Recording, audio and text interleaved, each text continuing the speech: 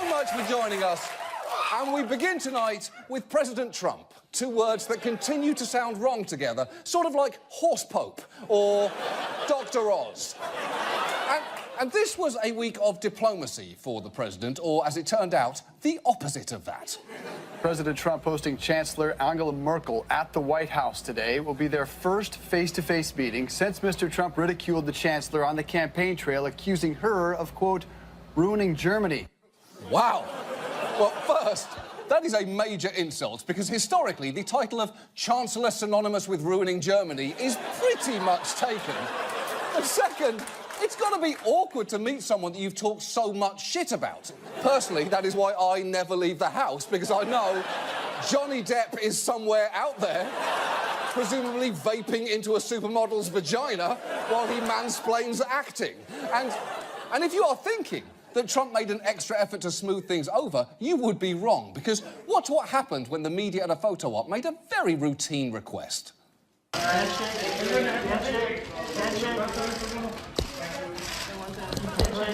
Thank you. Okay. Oh, shake her hands, you weird man! It is not often that you can genuinely say Trump really should have touched that woman. Because, look at him. He's just staring straight ahead, refusing to make eye contact. He's treating the Chancellor of Germany like a drunk guy masturbating in a subway car.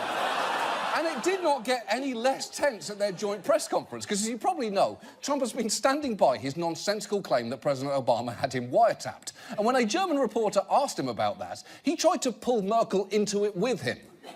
As far as wiretapping, I guess, by, this past administration, at least we have something in common, perhaps. Now, what that very funny joke is referring to is the allegation that the US had monitored Merkel's phone, and she is not amused by that. In fact, that may be the most uncomfortable a US president has ever made her, and I will remind you, George W. Bush once gave her an unsolicited surprise back rub. And it wasn't just Germany dragged into Trump's wiretapping mess, because his press secretary and special guest on the Gilmore Girls reboot, Melissa McCarthy, suddenly brought a British spy agency into it too.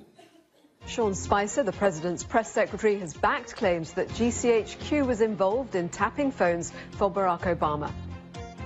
He didn't use the NSA, he didn't use the CIA, he didn't use the FBI, and he didn't use the Department of Justice. He used GCHQ. Wow. Now, that is going to piss off the British, and you do not want to piss off the British, because if you do, we will say, oh dear, shake our heads, swallow the anger, and carry it around until we die. Because think about what he's actually alleging there. He is suggesting a US president enlisted a foreign intelligence service to spy on a political adversary. That is an explosive charge. Perhaps that is why the NSA's deputy director told the BBC it was arrant nonsense, revealing a complete lack of understanding in how the relationship works. And for their part, GCHQ called the accusations utterly ridiculous. And yet, rather than distancing himself from Spicer, Trump decided to back him up. All we did was quote a certain very talented legal mind who was the one responsible for saying that on television. That was a statement made by a very talented lawyer on Fox. And so you shouldn't be talking to me, you should be talking to Fox. No, we should be talking to you about it, because you're the fucking president and you're repeating it. He only said it because he heard it on television is barely an acceptable excuse. We begin with Donald Trump. Rome burning in man form. On Thursday, he went to the RNC headquarters in Washington to meet with Paul Ryan and the Republican establishment to try and mend fences. Now, Ryan had famously declined to endorse Trump, but after the meeting, he struck a more conciliatory tone. I was very encouraged with what I heard from Donald Trump today. I do believe that we are now planting the seeds to get ourselves unified, to bridge the gaps and differences. I was very encouraged with this meeting. His personality, I thought he has very good personality. He's a very warm and genuine person. Okay, stop. Because I understand the genuine part in the same way that Miller Genuine Draft is genuine. You know, it is the shitty thing that it is. But the only way Trump could be described as warm is if you're feeling leftover tanning bed heat radiating from his skin. And why is Paul Ryan being so coy about this? We all know where this is going. Trump needs the GOP's money because he's decided he is not self-funding his general election campaign, and the Republicans need to not alienate Trump's voters. So Trump and the Republican establishment are like a teenage Christian couple who've made an abstinence pledge. They are going to have sex. It is just a matter of time. But they still need to make a big show of resisting it for anyone who might be paying attention. However, the rest of the week was a little bumpier for Trump. On Friday morning, he attempted to justify not releasing his tax returns, and it did not go great. There have been many presidents that have not shown their tax returns. Actually, every single nominee since 1976 has released their tax Before returns. 1976, but people didn't do it. Yeah, sure. But there were a lot of things we did before 1976 that seem crazy now, like smoking on airplanes and thinking Elliot Gould was a major sex symbol. The point is, times have changed. But perhaps the weirdest thing involving Trump this week was the release of tapes suggesting that in the 90s he had, for some reason, invented a publicist for himself named John Miller and pretended to be him on the phone. By the way, I'm sort of new here, and what is your position? Well, I'm sort of handling PR because you get so much of it. Yeah. Where did you come from? I basically work for different firms. I work for a couple of different firms, and I'm somebody that knows, and I think somebody that he trusts and likes. That is so perfectly Donald Trump. Even his imaginary alter ego reflexively brags about himself. Now, on that tape, you hear John Miller saying many incredible things about Trump, including claiming that Madonna wanted to date him. No, she called and wanted to go out with him, that I can tell you. The people that you write about really are, they call. They just call. Actresses, people that you write about just call to see if they can go out with them. Now, much like his candidacy, that claim is sad, but not implausible. Remember, there were rumours that in the 90s, Madonna got together with Vanilla Ice, Jose Canseco, and Willem Dafoe. And what is Donald Trump if not a mixture of the authenticity of Vanilla Ice, the likeability of Jose Canseco, and the terrifying facial expressions of Willem Dafoe? But this shouldn't even have been news this week. It shouldn't have been news. Back when this happened, Trump confessed to the whole thing. Soon after the interview, Trump admitted that he was John Miller and called it a joke gone awry. OK, so there's no story here then, is there? All present-day Trump needed to do was quickly reconfirm that it was him. I guess the simple question this morning, are you aware of the tape? Is it you? No, I don't think it, I don't know anything about it. You're telling me about it for the first time, and it doesn't sound like my voice at all. Yes, it does.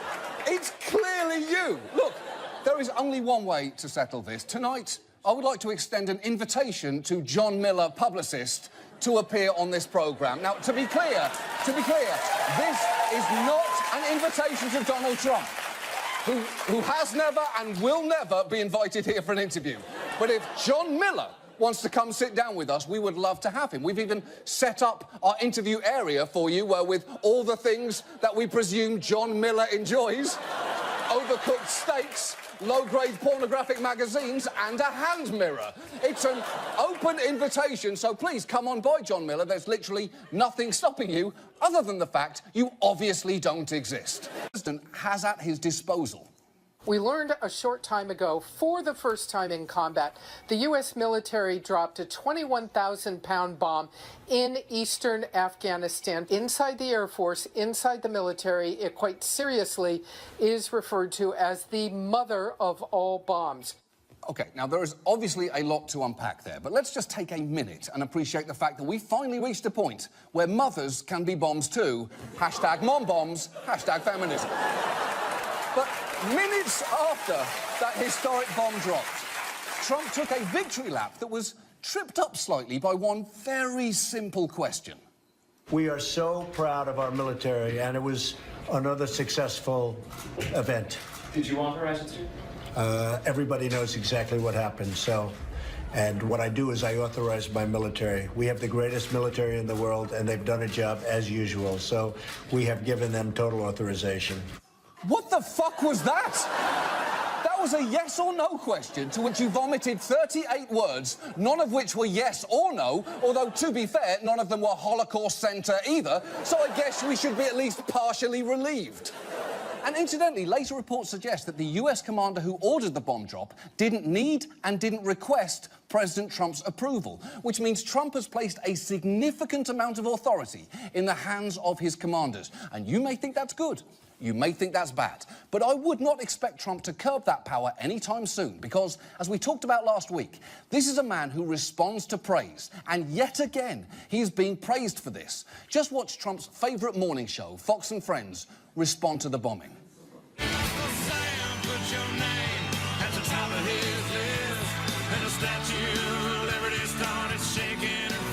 The video is black and white. Good morning. That is what freedom looks like. That's the red, white, and blue. Well, one of my favorite things in the 16 years I've been here at Fox News is watching bombs drop on bad guys.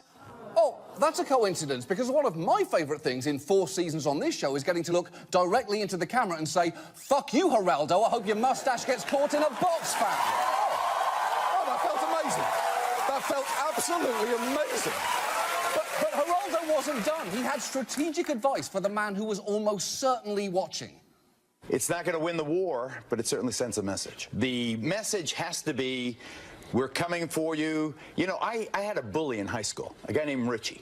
You never knew what Richie was going to do. Richie had he'd have a temper. Sometimes he'd want to kill you, and sometimes he'd let you go. I like that they think that Donald Trump is like Richie from my high school. I want the bad guys to think that he could do anything to them at any moment, and I think that that has a positive impact. Holy shit! You see, this is why bullying never works. If you have a bully in school, there is a good chance he's turning some kid into the next Geraldo Rivera. And if you have a bully in the White House, he does violent, impulsive things that seem to be inching us closer to, among other things, potential nuclear war with North Korea. And if that happens, it's going to take a fucking amazing piece of chocolate cake to help us forget about it.